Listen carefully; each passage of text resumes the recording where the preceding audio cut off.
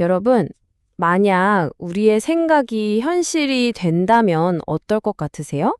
그리고 죽음이 끝이 아니라고 한다면요? 오늘 신과 나눈 이야기라는 텍스트를 통해서 우리 삶의 가장 근본적인 질문들을 한번 파헤쳐 볼까 합니다. 굉장히 흥미로운 이야기가 될 거예요. 자, 먼저 우리 주변을 한번 둘러볼까요? 왜 이 세상은 이렇게 불평등으로 가득 차 있을까요?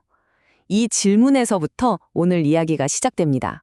그리고 이 질문이 우리를 생각지도 못한 깊은 진실로 이끌어 줄 겁니다. 과연 우리는 우리 삶의 운전대를 제대로 쥐고 있는 걸까요? 아니면 그냥 보이지 않는 어떤 힘에 이끌려 가는 걸까요? 오늘 우리가 살펴볼 이 텍스트는 바로 우리가 가진 힘, 그 자체에 대해 다시 한번 생각하게 만들어요. 그리고 어쩌면 우리 모두가 가장 두려워하는 것, 바로 죽음에 대한 이야기도 빼놓을 수 없죠. 이 책은 죽음에 대해 정말 완전히 새로운 관점을 보여주거든요.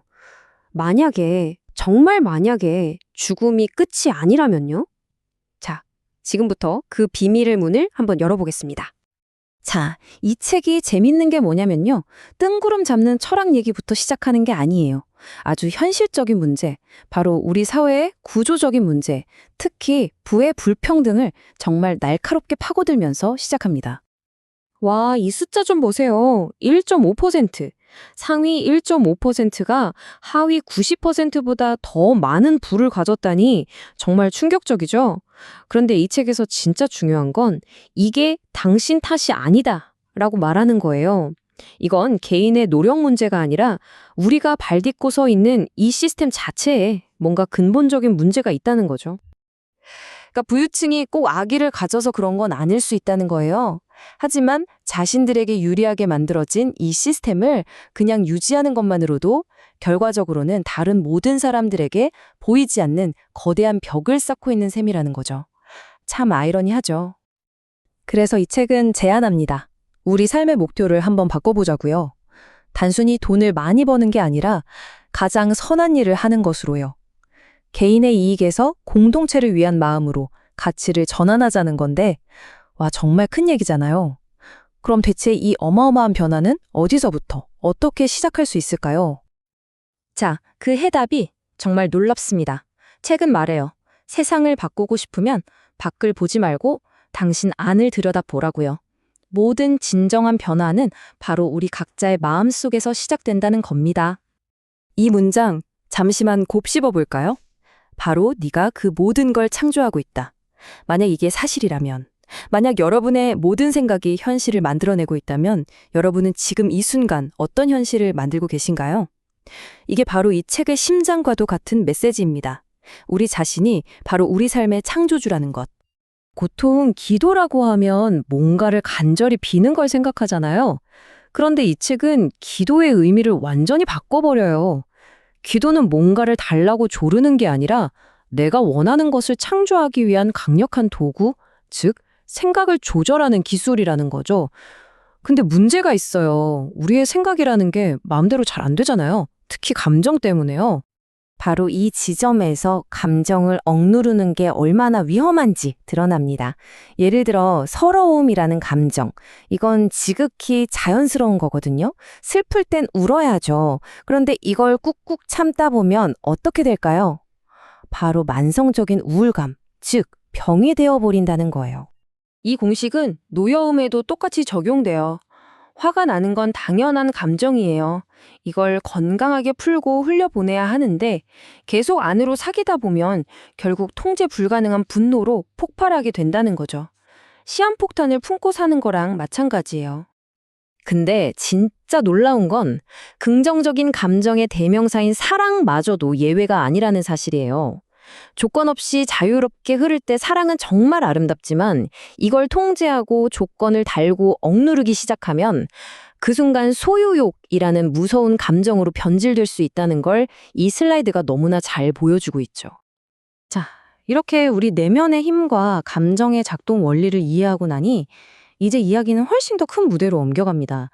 바로 삶과 죽음, 그리고 존재 그 자체에 대한 궁극적인 질문들이죠. 여기서 정말 대담한 주장이 나옵니다. 너희는 결코 죽지 않는다. 죽음은 끝이 아니라는 거예요. 그냥 형태를 바꾸는 과정일 뿐이라는 거죠. 그럼 몸을 떠난 다음엔 대체 어떤 일이 벌어지는 걸까요? 궁금하시죠?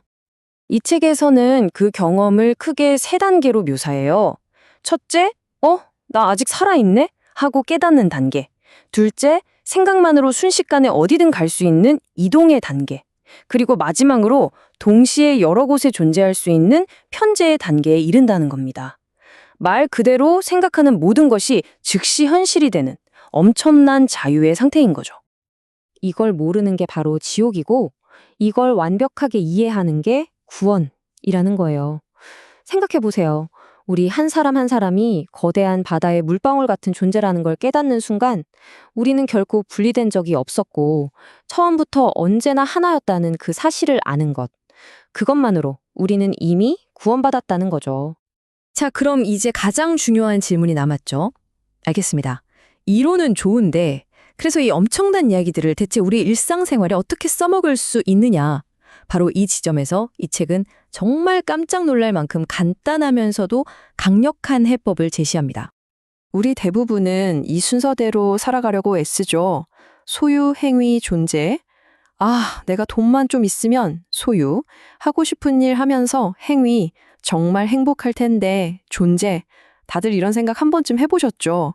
하지만 이 책은 이게 바로 우리를 불행하게 만드는 끝없는 쳇바퀴라고 말합니다. 그런데 우주의 작동 방식은 정반대라는 겁니다. 모든 걸 뒤집어야 해요.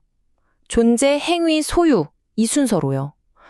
먼저 그냥 행복한 존재가 되는 거예요. 이유 없이요. 그러면 그 행복한 상태에서 하는 행동들이 결국 당신이 원하는 것들을 소유하게 만들어준다는 거죠. 시작점이 완전히 다른 겁니다. 존재가 원인이라는 거예요. 이게 바로 지름길입니다. 무엇을 해야 할까를 고민하는 대신 나는 어떤 존재가 될 것인가를 먼저 정하는 거예요. 부자가 되려고 아등바등하는 대신 이미 풍요로운 사람처럼 느끼고 행동하는 거죠. 사랑받으려고 애쓰는 대신 먼저 사랑으로 가득 찬 사람이 되는 겁니다.